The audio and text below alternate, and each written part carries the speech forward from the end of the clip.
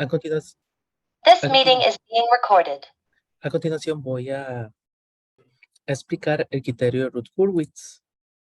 El criterio de Routh-Hurwitz es otra forma de analizar la estabilidad de un sistema.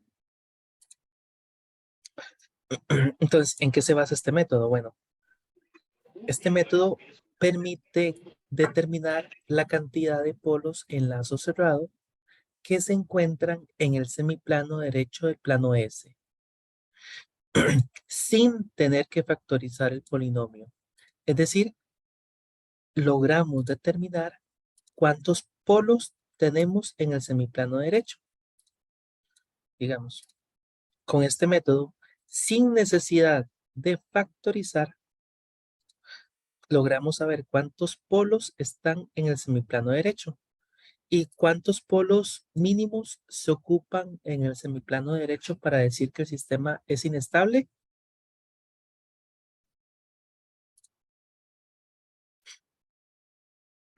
Es decir, con cuántos polos en el semiplano derecho ya el sistema es inestable.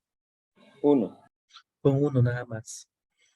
Por lo tanto, se espera que que esta cantidad de polos que determinemos utilizando este método,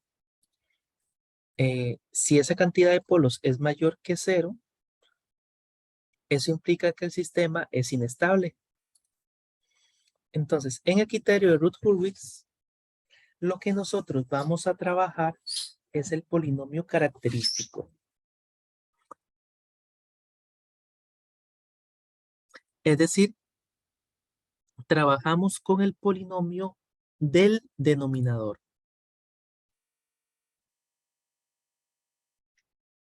Nótese que no nos interesan los ceros.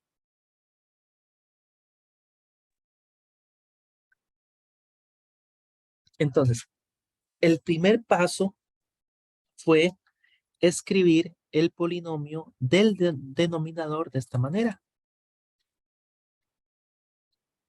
El segundo paso va a ser aplicar esta condición.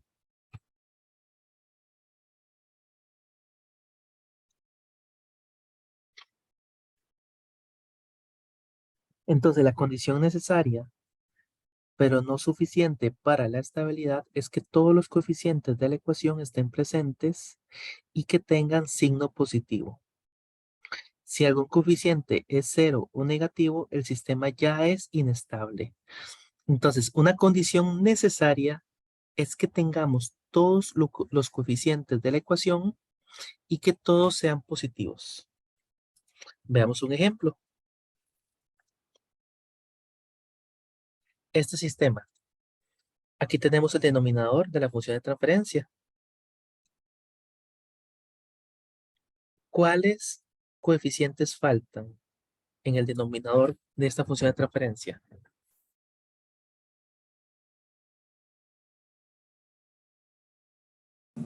El 3 y el 2, creo, ¿no? Correcto. Por lo tanto, nótese que faltan coeficientes. Eso implica que el sistema ya es inestable. Es necesario que todos los coeficientes sean positivos y que estén presentes todos. Entonces, aquí ya sabemos que el sistema es inestable. En este caso, faltan coeficientes. ¿Qué opinan? No, ese sí está bien. Correcto. En este caso, esta es una condición necesaria, pero no suficiente. Por lo tanto, hay que seguir al paso 3. En el paso 3 vamos a trabajar con lo que se denomina el arreglo de Routh-Hurwitz. Entonces, lo que van a hacer es ordenar los coeficientes que son positivos y están presentes de la siguiente forma. Nótese que es A0, A1, A2, A3, A4, A5, A6 y A7. Entonces, las primeras dos filas del arreglo son los coeficientes del polinomio característico.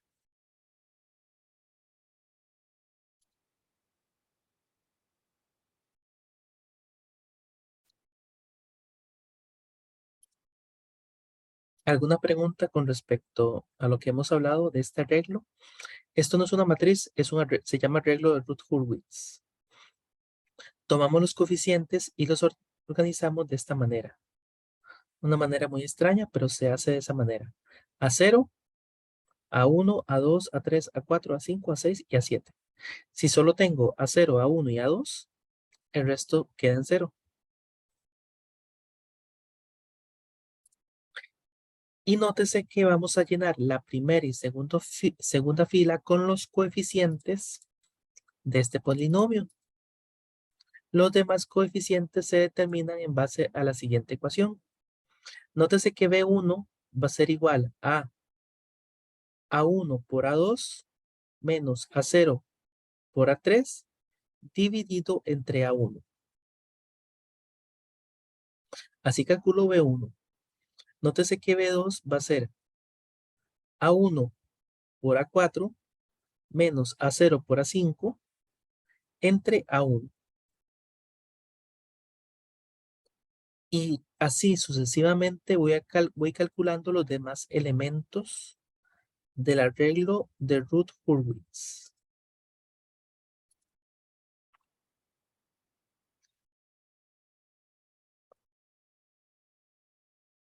Una vez que completamos el paso 3, al final del paso 3 vamos a tener un arreglo. Entonces, el criterio plantea que el número de raíces de la ecuación con partes reales positivas es igual al número de cambios de signo de los coeficientes de la primera columna del arreglo.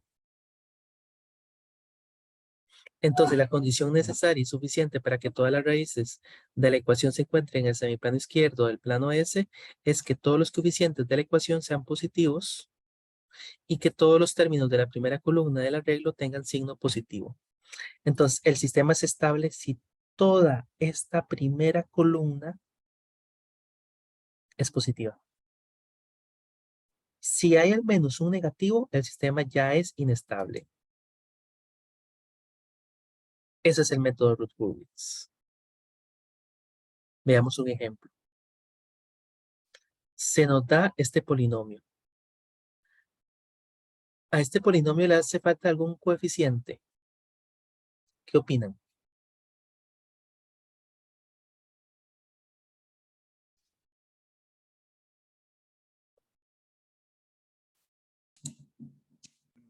No, este ya está bien, está completo. Está completo, entonces podemos seguir al siguiente paso, ¿verdad? Nótese que este primer paso que acabamos de realizar consiste en observar el polinomio y ver si todos los coeficientes están presentes y si todos tienen todos y si todos los signos son positivos.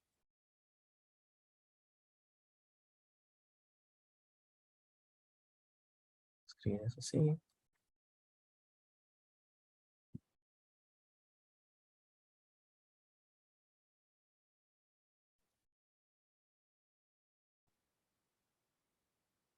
Entonces, nótese que en este caso construimos el siguiente arreglo de Routh-Hurwitz. Ahora, tiene todos los coeficientes y son diferentes de 0. Obtuvimos la primera columna del arreglo de Routh-Hurwitz. ¿Cuántos cambios de signo tenemos en esta primera columna? Nótese que aquí, cuando nos movemos de 1 a 2, no hay cambio de signo. De 2 a 1 no hay cambio de signo. Pero de 1 a 6 pasa de positivo a negativo. Digamos, de 1 a menos 6. Y de menos 6 a 5 pasa de negativo a positivo. Entonces tenemos dos cambios de signo. Desde el punto de vista de estabilidad, ¿qué significa eso? Preguntémosle a Selei.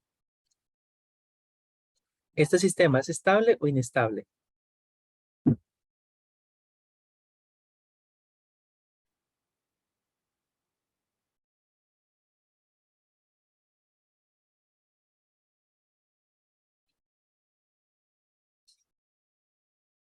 Preguntémosle a Eric Rojas. ¿Este sistema es estable o inestable? Profe, yo tengo una duda, porque usted dijo que ya con que haya uno negativo sería inestable. Correcto. Pero si no va a llegar ya al S0, sigue ¿Cuál siendo dices? estable.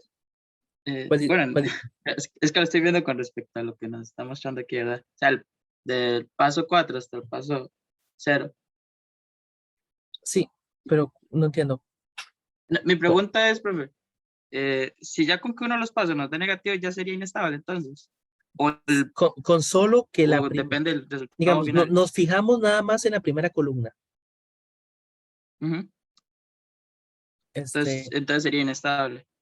y como, y la condición necesaria y suficiente para que todos sean, para que el sistema sea estable, es que todos sean positivos. Pero como hay un negativo acá, en esta primera Entonces es columna, inestable. el sistema es inestable. Ok. Y contamos la cantidad de cambios de signo. Entonces, como pasa de positivo a negativo, ahí contamos 1. Y luego de negativo a positivo, ahí contamos 2. Significa que tiene 2 polos en el semiplano derecho. Que es lo mismo que decir que existen 2 raíces con partes reales positivas. Claramente el sistema es inestable porque tenemos 2 polos en el semiplano derecho. Esto sería básicamente el criterio de Routh-Hurwitz. Habiendo visto eso, vamos a pasar a el siguiente tema, que es el eje R. Pero en este caso vamos a ver paso por paso cómo es que resolvemos ese tipo de ejercicios.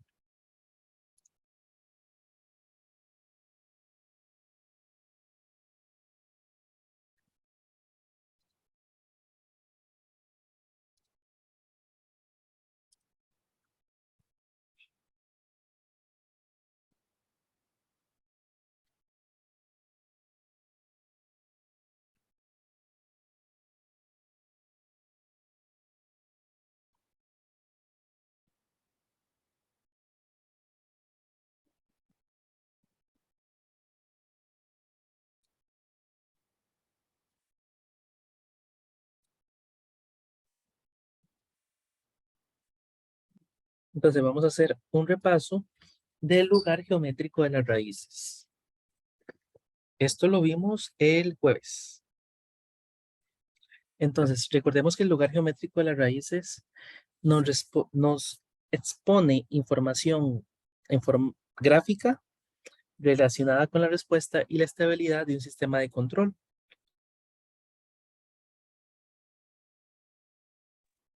En grandes rasgos, el lugar geométrico de las raíces es un gráfico que nos permite analizar la estabilidad de un sistema.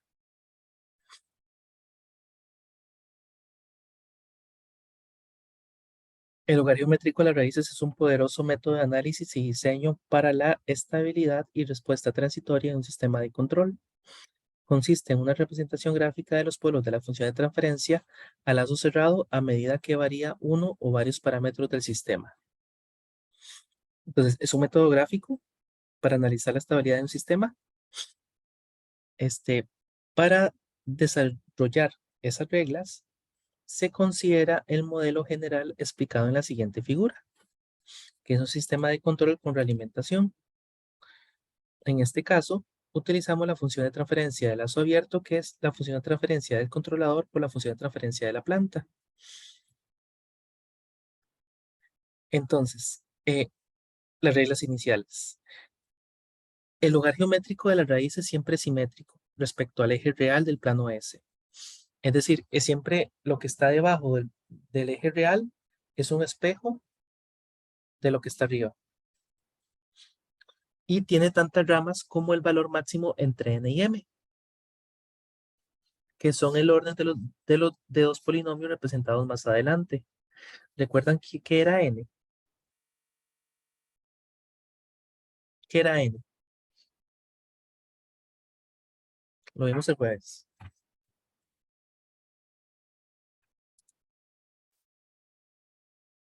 Polos, profe, polos y ceros. Correcto, n es número de polos y m es número de ceros. Entonces, cada rama comienza en un polo y termina en un cero. Si los ceros no aparecen de manera explícita en el plano S, significa que están en el infinito. Entonces, vea qué interesante. Siempre una rama comienza en un polo y termina en un cero. Y tenemos ceros en el infinito. Reglas iniciales, el lugar geométrico de las raíces siempre es simétrico respecto al eje real del plano S, siempre es un espejo. Es una simetría de espejo. Entonces, lo que está arriba del eje real va a ser un espejo de lo que está de abajo y viceversa. Veamos un ejemplo. Supongamos que tenemos estas dos sencillas funciones de transferencia. Calculamos la función de transferencia del lazo abierto. Y bueno, lo primero que hacemos es obtener la función de transferencia del lazo abierto.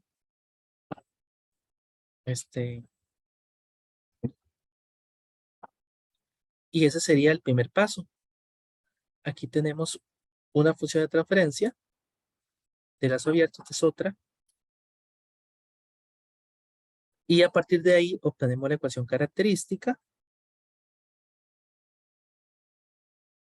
Y a partir de la ecuación característica también podríamos obtener la función de transferencia de lazo abierto. Veamos el siguiente caso, que es un ejemplo trivial. Si este es el polinomio característico, ¿cuál sería la función de transferencia de lazo abierto? ¿Cómo la calculan?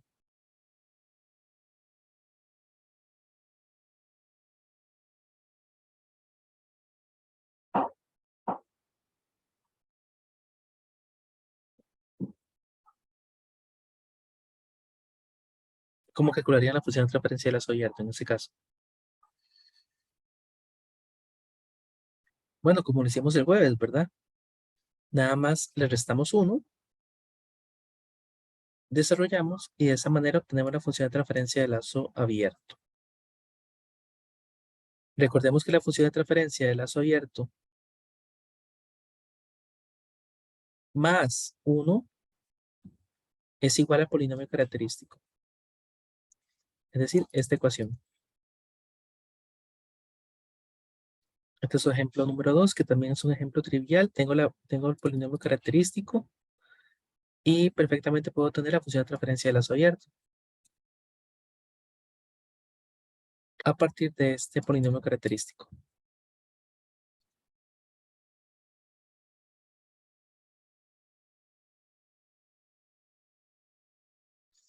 Que hay un error, de hecho.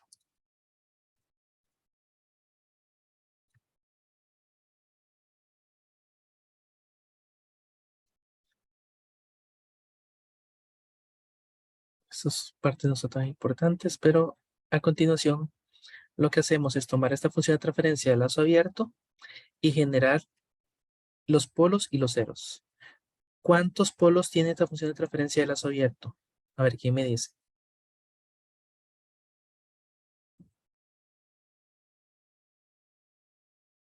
Preguntémosle a Andrés. ¿Cuántos polos o Dos, ceros? profe. Dos. Correcto. ¿Y cuántos ceros? Tendría uno. Es correcto. Por lo tanto, podemos perfectamente graficar los polos, que lo hacemos con una X, y los ceros con un círculo, y los podemos graficar sobre el eje real. Y, Profe, ¿me podrías explicar por qué 2 polos y un cero?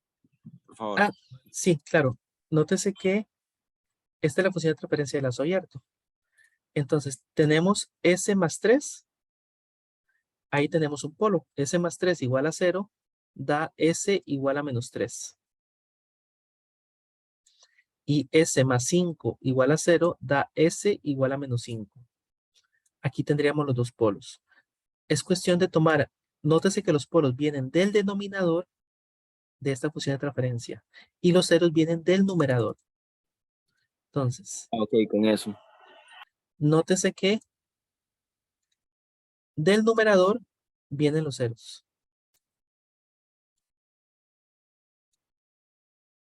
Y los polos vienen del denominador.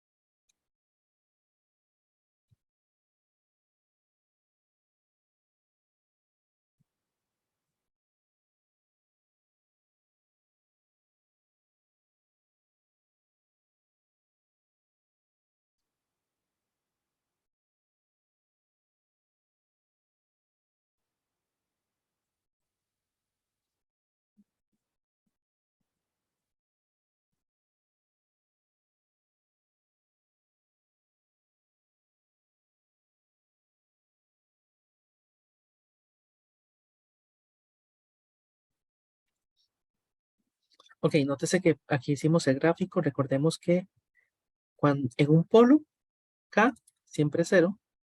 Y en un 0, K es más o menos infinito.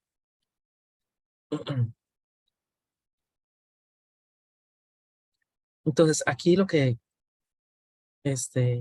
hicimos fue ejecutar el segundo paso, que es ubicar los polos y ceros.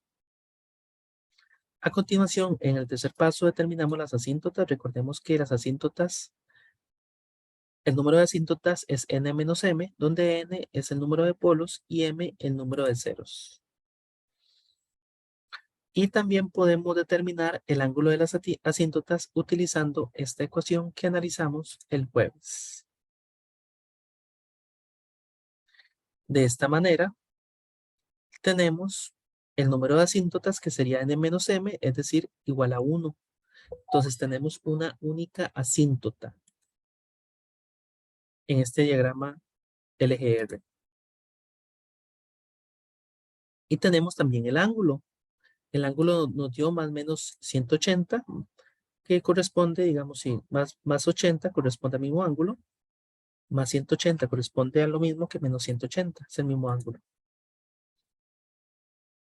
A continuación podemos también calcular el centroide de las asíntotas utilizando esta ecuación. Ese centroide nos dio menos 6.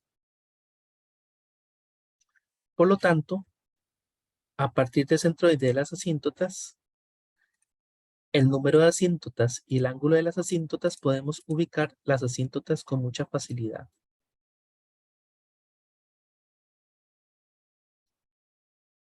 Pues en este caso, digamos en este ejemplo que se desarrolló acá, nos dio menos 6. Aquí tenemos otro ejemplo desarrollado. Este es diferente. Aquí se calculó el centroide de las asíntotas que dio menos 5/3 y se había calculado el ángulo de las asíntotas. Y estas asíntotas nos van a servir de guía para poder hacer el lugar geométrico de las raíces o LGR.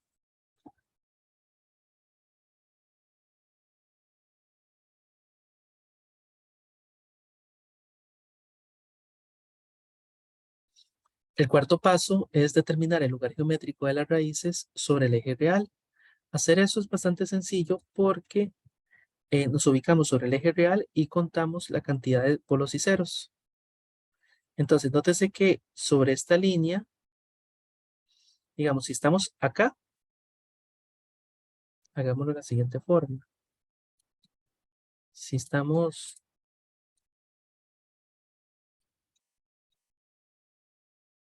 acá, ¿cuántos polos tengo a la derecha? Polos y ceros. Aquí. Tengo 1, es impar. Por lo tanto, esto pertenece al lugar geométrico de las raíces.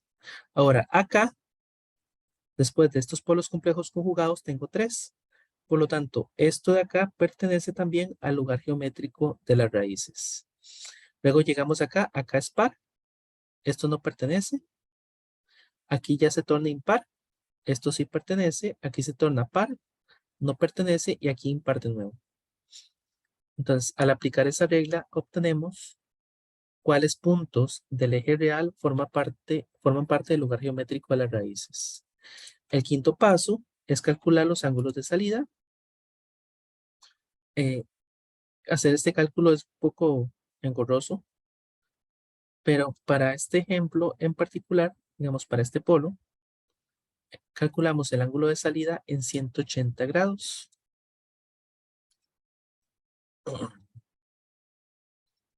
Lo cual es un caso trivial porque claramente se ve que el ángulo de salida del lugar geométrico de las raíces es una asíntota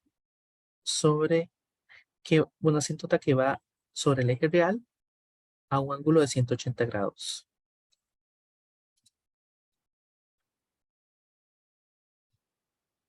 Este diagrama de acá también nos explica un poco cómo hacer ese cálculo. Pueden revisarlo también. Y después de eso tenemos el el paso sexto, que son los puntos de corte. Esto lo trabajamos utilizando el criterio de Routh-Hurwitz o suponiendo que S es igual a JW, de la misma forma que lo hicimos en clase. Logramos determinar los puntos de corte, es decir, cuando el lugar geométrico corta el eje imaginario.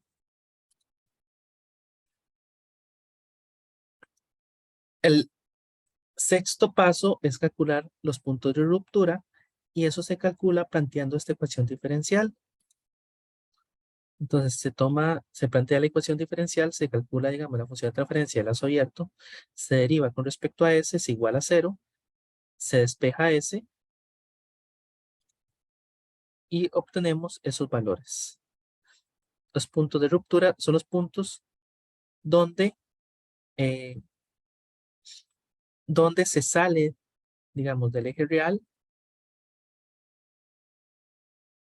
Esos son los puntos de ruptura. Y el último paso es básicamente hacer el diagrama completo, que consiste en tomar todos estos pasos, combinarlos y obtener el lugar geométrico de las raíces. Nótese que es bastante laborioso, tiene una complejidad interesante. Y este sería un pequeño repaso del lugar geométrico de las raíces. Vamos a resolver varios problemas, seguramente en tareas. Nótese que han quedado con un quiz. Y eso sería todo por el día de hoy.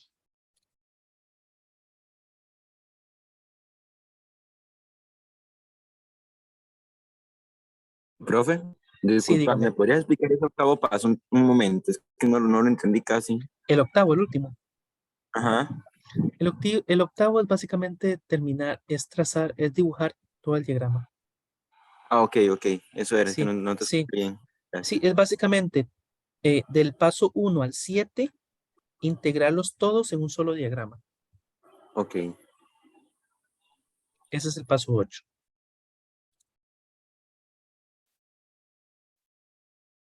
Estamos, muchísimas gracias.